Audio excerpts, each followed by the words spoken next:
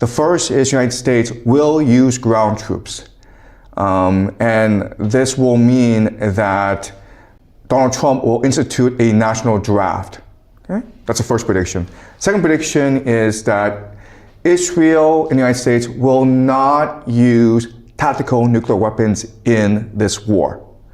Number three is that the Al-Aqsa Mosque, the third holiest site in the Islamic world, will be destroyed during this war.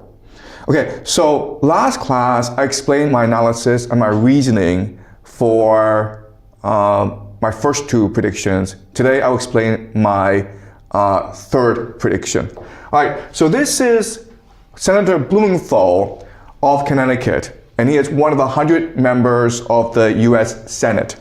He's also one of the members of the Gang of Eight. When you are fighting a war, the White House has responsibility to report its objectives, its purpose, how the war is progressing to 8 members of Congress in a confidential setting, okay? And this is Senator Blumenthal after he's been debriefed by the White House. Okay, and this is what he has to say about the progress of the war so far.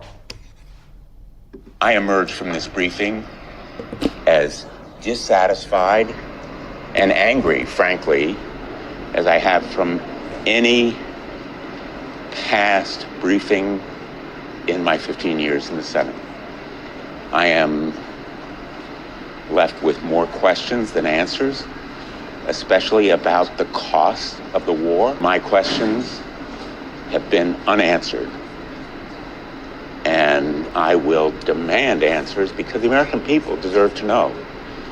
And I guess I am most concerned about the threat to American lives of potentially deploying our sons and daughters on the ground in Iran.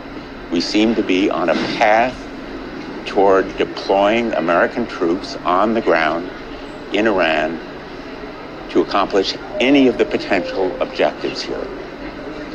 And there is also, as disturbingly as anything else, the specter of active Russian aid to Iran, putting in danger American lives.